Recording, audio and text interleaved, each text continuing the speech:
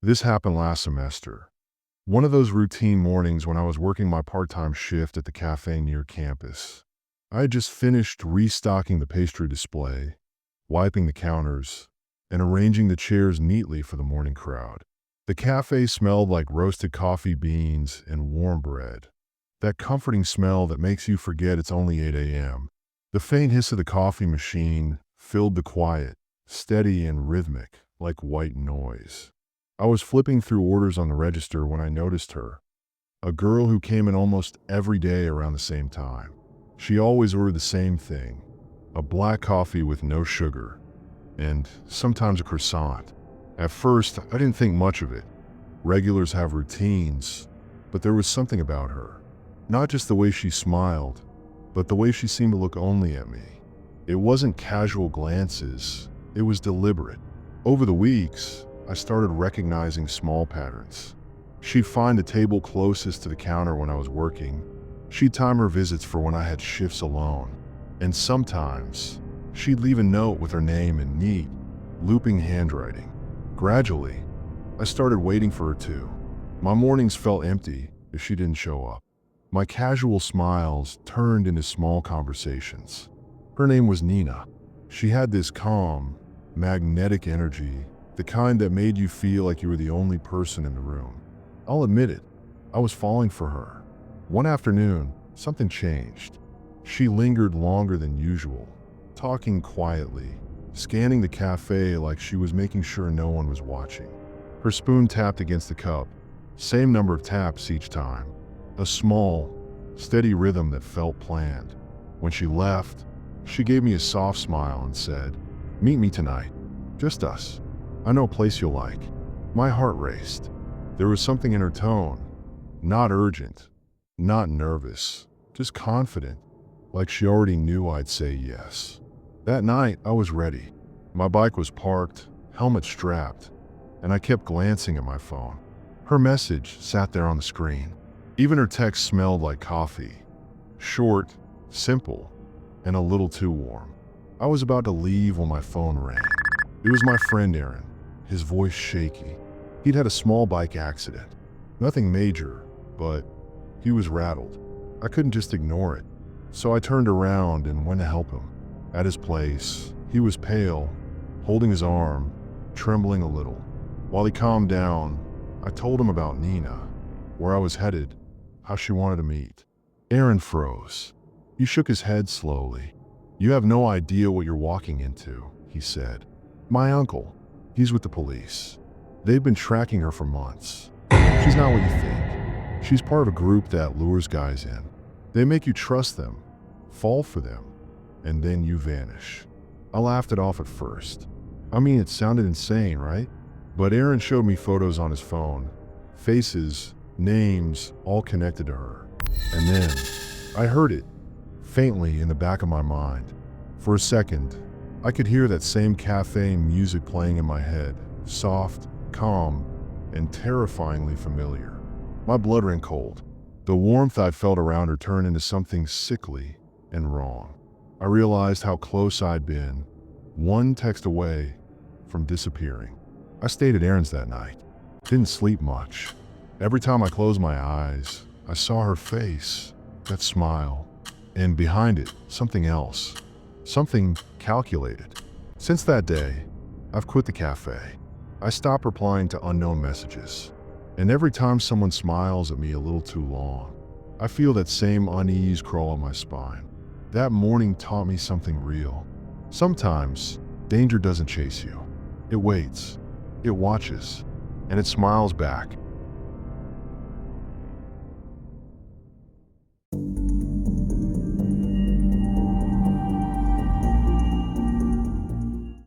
If a smiling stranger ever offers you something for free, don't take it.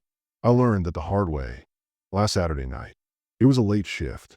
I was still wearing the bookstore smell, pages and dust, and those tiny paper cuts that come with shelving. Outside, the city had folded into orange light. Street lamps made long fingers on the pavement. It was quiet in a way that felt soft and safe. Sam texted me. Coffee. I wanted to say no. I was tired, but I've been meaning to catch up, so I went. The cafe's small, big windows, warm light, that smell, butter and sugar and the steam of espresso. It hits you before you even push the door. I unlocked it with a key from under the mat and stepped inside. The bell rang, that same thin little note it always does, the kind of sound you don't even think about until later. Sam waved from our usual booth near the window. He had that tired grin. We said hello. I remember the light hitting the table, like it wanted to make everything soft. We ordered. Small talk just dripped out easy. Work, the weird customer from last week, the new book display. Nothing sharp, nothing wrong. Then the man came over. He carried this tray, silver, heavy with pastries, croissants, danishes, sticky glazed things, little tarts. Too many for one person to carry at once. Each one sat like it belonged in a photo. "Good evening," he said, and the voice, it was cheerful, yeah, but in that practiced way. "You two look like you could use something sweet." He stood close enough that I could smell the sugar. He smiled, too wide, too steady. The smile didn't reach his eyes. His eyes, they stayed calm, still. His lips moved, but the rest of his face, it didn't match. It looked like a mask guessing what a face should do. Sam shrugged. He's always polite. "Okay," he said, and took one. I reached for the smallest one because I didn't want to be rude. I bit into it while I was still thinking whether I should have just said no. The pastry was warm, soft. The sugar stuck to my tongue. It tasted like everything I'd expected, and something else I couldn't quite place. Then the bell above the door jingled. Faint, thin, the note, and then silence. We both turned our heads. No one entered. The door didn't move. The barista didn't look up. The cafe just stayed the same, like nothing had happened, except that sound. My head felt heavy for a second, like I missed a beat. My vision blurred at the edges, not dizzy exactly, just soft, like the room didn't reset right when I blinked. Sam's cup trembled in his hand. He blinked too, but slower. "Sam," I said, and he looked at me, like he'd just woken up. I didn't want to cause a scene, didn't want to alarm anyone. I thought maybe the pastry was stale, maybe the heat was just the coffee. But the feeling, that small offset in my senses, it kept climbing. I looked toward the window. At first, just the street, the reflection of the cafe lights. Then, in the glass, I saw him. Not inside, outside, standing by the sidewalk, hands at his sides, tray balanced. I turned to the door. The sidewalk was empty. No one there. I looked back at the glass, and his outline was gone. For a second, my brain argued with my eyes. Maybe I imagined it. Maybe the reflection lied. But my phone, it felt wrong in my hand. Slippery almost. I fumbled it, fingers shaking. I called Sam's brother because calling someone felt like the only thing that might make it real. "We ate something," I said. "We need help." My voice was small. Sam leaned against the table like he needed it to hold him up. His skin was pale. He said he felt tired, and then his eyelids drooped. His jaw slackened a little. I pulled him up. His legs were unsteady, like after a long fever. We stumbled outside, and the night air hit like a bucket of cold. Sharp, clean. The clarity actually hurt, but it woke me up. I pulled Sam toward the car. He was breathing shallow, barely speaking. By the time his brother arrived, Sam could hardly walk. We got him to the car. I remember the dashboard lights cutting across his face. And God, there was just too much quiet. The whole city sounded far away. At the hospital, they said sedatives, maybe low dose. That it happens. People lay sweet sometimes. They checked his vitals. The doctor's voice was calm, too calm, and that steadiness, it made me want to scream. The police took a report. We told them everything. The man, the tray, the pastries. We gave a description, times. The cafe owner was shaken. She swore she didn't see anyone, or if she did, she thought it was a delivery. Cameras were checked. That's when it got weird. The footage showed us in the booth. It showed pastries on the table. It showed us eating, but no one brought the tray. No one at all. The pastries just appeared between frames. The tech said maybe a glitch. The cops said they'd follow up. I left feeling hollow. We recovered. Sam texted days later with his usual dumb jokes. Like the world, try and pretend it was fine again. I laughed, kinda, but I kept replaying that soft bell, that still smile, those eyes that never blinked. Now, when I go into cafes, I do what you probably do without thinking. I scan the windows first. I nod hello. I keep my hand on the table, like that small barrier matters. If someone offers something free, I say no. If the bell rings and no one enters, I notice it. I feel it. Sometimes in the quiet of the night, I still hear the bell in my head. That thin little ding that comes out of nowhere when everything feels safe. And I look up. I look for a face I hope I'll never see again. Because that night taught me something slow and awful. Kindness can be weaponized. Strangers can practice smiles. And a tiny sound, a bell you barely notice, can be the first note of something that almost takes everything.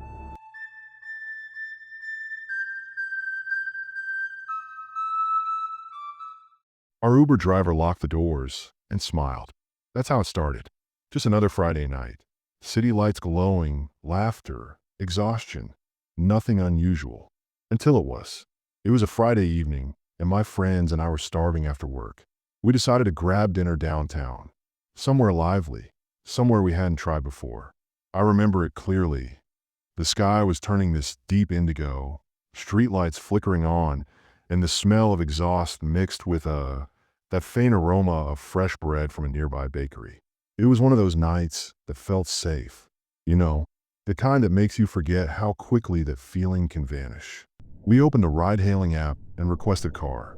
I kept checking the estimated arrival time, tapping my foot on the curb while my friends joked about what we'd order. Within a few minutes, this black sedan pulled up. The driver waved, and we piled in, laughing and chatting about our week. At first, everything felt normal. The driver was quiet at first, just nodding as we said our destination. But then he started asking questions, casual ones like, "So, do you guys work nearby? How long have you been living around here?" I didn't think much of it. I mean, people make small talk, right? But soon the questions got weird. Personal. Where exactly do you live? Are your parents home tonight? Do you live alone? My stomach tightened. I exchanged a glance with my friends. Their smiles were a little forced now. Their laughter, a little nervous. The inside of the car smelled faintly of cigarettes, the stale kind that stick to old seats. The air felt heavier by the minute. The only sound was that slow, rhythmic clicking of the turn signal.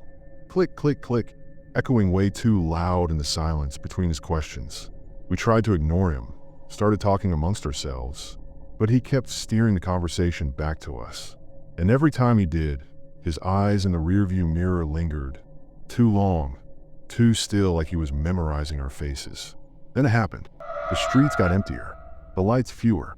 The familiar downtown skyline faded behind us, replaced by these long, dark stretches of road with barely any traffic.